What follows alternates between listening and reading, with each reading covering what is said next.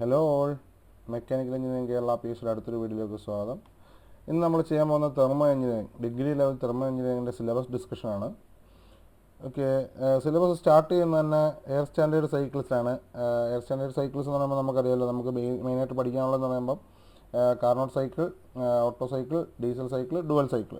അതിൻ്റെ കൂട്ടത്തിൽ തന്നെ നമുക്ക് Stirling cycle, Atkinson cycle, Joule cycle, Brayton cycle, Ericsson cycle. Okay, ഇത്രയും സൈക്കിളൂടെ ഇതിൻ്റെ കൂട്ടത്തിൽ നമ്മൾ പഠിക്കണം. കാരണം അതിനകത്ത് റാൻഡമായിട്ട് ചോദ്യം ചോദിക്കാറുണ്ട്. അറിയാലോ, ഡിസ്കഷൻ സിലബസ് പറയുന്നത് തന്നെ ഈ സിലബസ് മാത്രമല്ല, ബേസിക് ആയിട്ടുള്ള കാര്യങ്ങളും തുടങ്ങുന്നതാണ്. പിന്നെ ബേസിക് തെർമോഡൈനാമിക്സ് നമ്മൾ സിലബസിനകത്ത് ഇല്ല, പക്ഷേ എന്നിരുന്നാൽ നമ്മൾ അറിഞ്ഞിരിക്കണം. കാരണം അതിനകത്തൊക്കെ ഒരുപാട് ചോദ്യങ്ങൾ ചോദിച്ചിട്ടുണ്ട്. ഓക്കെ, ലോസ് ഓഫ് തെർമോഡൈനാമിക്സ് അതൊന്നും നമ്മുടെ സിലബസിനകത്ത് പറഞ്ഞിട്ടില്ല.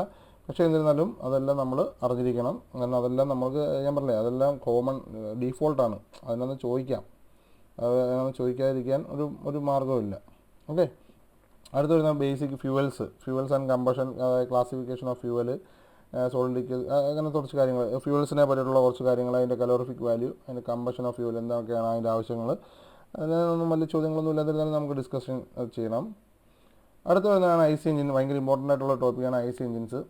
ഐ സി എഞ്ചിൻസ് എന്ന് പറയുമ്പോൾ നമുക്ക് ഏത് രീതിയിൽ നിന്ന് വേണമെങ്കിൽ ചോദ്യം വരാം. ഐ സി എഞ്ചിൻസിൻ്റെ അതിൻ്റെ മെയിനായിട്ടുള്ള കാര്യങ്ങൾ IP, BP, indicated power, break power, friction power, പിന്നെ അതിൻ്റെ മെക്കാനിക്കൽ എഫിഷ്യൻസി, അതിൻ്റെ എഫിഷ്യൻസികൾ, തെർമൽ എഫിഷ്യൻസി, അറിയാലോ, ഇൻഡിക്കേറ്റർ, ബ്രേക്ക്, തെർമൽ എഫിഷ്യൻസി, അതൊക്കെ നമുക്ക് ഡിസ്കസ് ചെയ്യാം.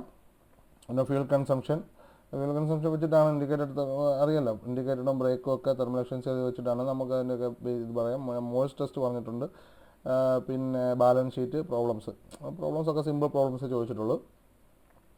പിന്നെ വരുന്ന ഒരു ഇമ്പോർട്ടൻറ്റ് ടോപ്പിക്കാണ് ഹീറ്റ് ട്രാൻസ്ഫർ എന്ന് പറയുമ്പോൾ നമ്മുടെ ബേസിക് കണ്ടക്ഷൻ, കൺവെക്ഷൻ, റേഡിയേഷൻ, പിന്നെ സ്റ്റീഫൻ ബോൾസ്മാൻറോ, ബ്ലാക്ക് ബോഡി കൺസെപ്റ്റ്, ന്യൂട്ടൺ, അറിയാലോ, ന്യൂട്ടൺ റിക്മാൻ ക്വസ്റ്റ്യൻ എല്ലാവർക്കും അറിയാൻ തോന്നുന്നു അല്ലേ.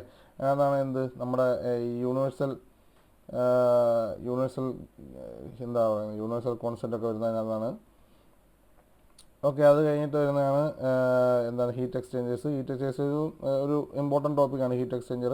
അതിനകത്ത് പാരലൽ ഫ്ലോ, കൗണ്ടർ ഫ്ലോ, പിന്നെ ക്രോസ് ഫ്ലോ, അതിൻ്റെ കാര്യങ്ങളൊക്കെ നമുക്ക് പഠിക്കാം. പിന്നെ അതിൻ്റെ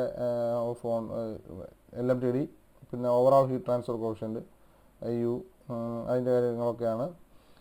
അതൊക്കെയാണ് U ആണ് ആക്ച്വലി ന്യൂട്ടൺ റിക്മാൻ ഇക്വേഷൻ. അതിനകത്ത് തന്നെ UA ∆T വരുന്നത്. ഓക്കെ, അതൊക്കെ നമുക്ക് ഡീറ്റെയിൽ ആയിട്ട് പഠിക്കാം. പിന്നെ LMTD അറിയാമല്ലോ, ലോഗരിതമിക് മീൻ ടെമ്പറേച്ചർ ഡിഫറൻസ്, അത് ഉണ്ട്. അതിൻ്റെ ഇക്വേഷനൊക്കെ ബേസിക് ഭയങ്കര എളുപ്പമുള്ള ഇക്വേഷൻസ് ആണ്. അടുത്ത വരുന്ന ടോപ്പിക്കാണ് എയർ കംപ്രസേഴ്സ് എന്ന് പറയുമ്പോൾ നമുക്ക് ബേസിക്കായിട്ട് പഠിക്കാനുള്ളതെന്ന് പറയുമ്പം എയർ കംപ്രസർ ടൈപ്പുകൾ ഏതൊക്കെയാണ്, പിന്നെ അതിൻ്റെ വർക്കിംഗ് എന്ന് പറയുമ്പോൾ ജസ്റ്റ് അതിനൊന്നും ചോദ്യങ്ങളൊന്നും വരത്തില്ല.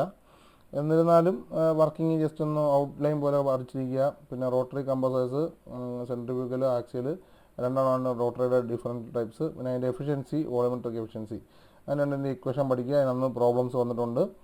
പിന്നെ different systems of IC engine, fuel system, ബേസിക്കായിട്ട് ഇമ്പോർട്ടൻ്റ് ആയിട്ടുള്ള ഫ്യൂവൽ സിസ്റ്റം, അതിൻ്റെ injector, injection nozzle, ignition system, cooling system, lubrication system, ഇത്രയാണ് നമുക്ക്. പിന്നെ ഗവേണൻസും. ഓക്കെ, ഗവേണിംഗ് സിസ്റ്റം, അതായത് സ്പീഡ് ഗവേണൻസ് സിസ്റ്റം, ഇത്രയാണ് ബേസിക്കായിട്ട് വരുന്ന different systems of IC engines. പിന്നെ ലാസ്റ്റ് കുറച്ച് പോർഷൻസാണ് റെഫ്രിജറേഷൻസും.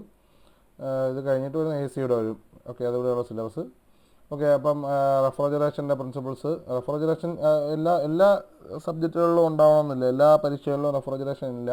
അത് നമ്മൾ സിലബസ് നോക്കിയതിന് ശേഷം മാത്രം പഠിക്കുക. റെഫ്രിജറേഷൻ എന്ന് പറയുമ്പോൾ അതിൻ്റെ റിവേഴ്സ് കാർനോട്ട് സൈക്കിൾ, COP അറിയാമായിരിക്കുമല്ലോ, കോഎഫിഷ്യൻ്റ് ഓഫ് പെർഫോമൻസ്. പിന്നെ VCRS നമുക്ക് സിലബസിൽ ഇല്ലാണ്ട് VCRS മാത്രമേ ഉള്ളൂ. VCRS എന്ന് പറയുമ്പോൾ അറിയാലോ, വേപ്പർ കമ്പർഷൻ റെഫ്രിജറേഷൻ സിസ്റ്റം. പിന്നെ അതിൻ്റെ COP കണ്ടുപിടിക്കുക. പിന്നെ equipments, compressor, condenser, evaporator, expansion device അല്ലെങ്കിൽ കാപ്പിലറി ട്യൂബ്. അത് കോമൺ നമ്മുടെ ഫ്രിഡ്ജുകളിലുള്ള എക്സ്പാൻഷൻ ഡിവൈസ്, അതാണ് കാപ്പിലറി ട്യൂബാണ്. പിന്നെ തെർമോസ്റ്റാറ്റിക് എക്സ്പാൻഷൻ വാൽവ്, അതിൻ്റെ ചോദ്യങ്ങളൊന്നും ഇതുവരെ കണ്ടിട്ടില്ല. എന്നിരുന്നാലും നമുക്ക് പഠിക്കാം. റെഫ്രിജറൻസിൻ്റെ എന്താണ് പ്രൈമറി, സെക്കൻഡറി, പിന്നെ പ്രോപ്പർട്ടീസ് ഓഫ് റെഫ്രിജറൻസ്, അതെല്ലാം തിയറിയാണ്. അതിൽ നിന്ന് അങ്ങനെ ചോദ്യമൊന്നും വലുതായിട്ട് ഉണ്ടെന്ന് തോന്നുന്നു, ചോദിച്ചിട്ടുണ്ട്. റെഫ്രിജറൻറ്റിൻ്റെ പ്രോപ്പർട്ടി, ഇതിനകത്തിൽ ഏതാണ് ഡിസൈറബിൾ അല്ലാത്ത പ്രോപ്പർട്ടി എന്ന് പറഞ്ഞിട്ട് ചോദ്യം പണ്ട് ചോദിച്ചിട്ടുണ്ട്. അത് നമുക്ക് ഡിസ്കസ് ചെയ്യാം. എന്നിട്ട് വരുന്ന ലാസ്റ്റ് ടോപ്പിക്കാണ് സൈക്രോമെട്രിയും എയർ കണ്ടീഷനിങ്ങും. അതിനതിൽ വന്നിട്ട് സൈക്രോമെട്രി നമുക്കറിയാമായിരിക്കുമല്ലോ എന്താണ്. സൈക്രോമെട്രിയുടെ ഡെഫിനിഷൻ എന്ന് പറയുമ്പം സ്റ്റഡി ഓഫ് മോയിസ്റ്റ് എയർ അല്ലേ, മോയിസ്റ്റ് എയറിനെ പറ്റിയിട്ടുള്ള സ്റ്റഡിയാണ് സൈക്രോമെട്രി.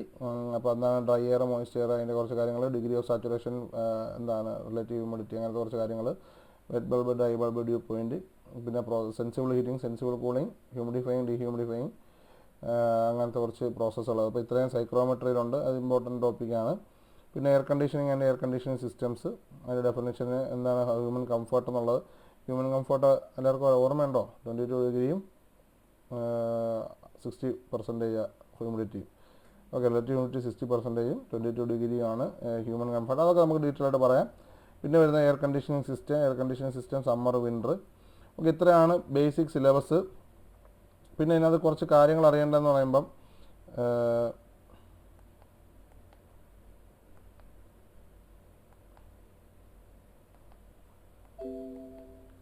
നമ്മൾ കുറച്ച് ഈ കാര്യങ്ങൾ ഫാക്ടേഴ്സ് നമുക്ക് പറയാം. നമുക്ക് AMVAക്ക് വരുമ്പം, ഓക്കെ, AMVAക്ക് വരുമ്പം ബേസിക് ആയിട്ടുള്ളതെന്ന് പറഞ്ഞാൽ ഇതിനതിൽ മെയിൻ ഇമ്പോർട്ടൻ്റ് ആയിട്ടുള്ള ടോപ്പിക്സ് എന്ന് പറയുമ്പോൾ കംപ്രസേഴ്സ് ഉണ്ട്, എയർ കംപ്രസേഴ്സ് ഉണ്ട്. പിന്നെ ബേസിക്സ് എന്താണ് സൈക്കിൾസ്, എല്ലാ സൈക്കിൾസും ഉണ്ട്. പിന്നെ വരുന്നത് ഈ ഹീറ്റ് ട്രാൻസ്ഫർ ഇല്ല. ഓക്കെ, ഹീറ്റ് ട്രാൻസ്ഫർ ഇല്ല, റെഫ്രിജറേഷൻ ഇല്ല, സൈക്രോമെട്രി ഇല്ല, അങ്ങനത്തെ കുറച്ച് ഈ ടോപ്പിക്കുകളൊന്നും ഇല്ല. ബാക്കി ബേസിക് കംപ്രസേഴ്സ് ഉണ്ട്, സൈക്കിൾസ് ഉണ്ട്, പിന്നെ നമ്മുടെ കാർനോട്ട്, അതിൻ്റെ കുറച്ച് കാര്യങ്ങൾ, അങ്ങനത്തെ കുറച്ച് കാര്യങ്ങളാണ് ബേസിക് ആയിട്ടുള്ളത്. ബാക്കി സൈക്രോമെട്രിക് എയർ കണ്ടീഷനിങ്ങും ഒന്നുമില്ല കേട്ടോ, എയർ കണ്ടീഷനിങ്ങും ഇല്ല. ഇത്രയാണ് ഇപ്പം AMVയുടെ സിലബസ്. ഇപ്പോൾ നമ്മൾ പഠിക്കാൻ പോകുന്ന ഡിഗ്രി ലെവലാണ്. ഡിഗ്രി ലെവൽ നമ്മൾ ഇച്ചിരി ഇൻ ഡെപ്തിൽ കാണും. അതുകൊണ്ട് ഡിഗ്രി ലെവൽ നമുക്ക് നമ്മുടെ ക്ലാസ്സുകൾ സ്റ്റാർട്ട് ചെയ്യാം. നമുക്ക് തെർമൽ ജസ്റ്റ് റിവിഷൻ ക്ലാസ്സുകൾ സ്റ്റാർട്ട് ചെയ്യാം. അപ്പം എല്ലാവരും നല്ലോണം പഠിക്കുക. Bye bye.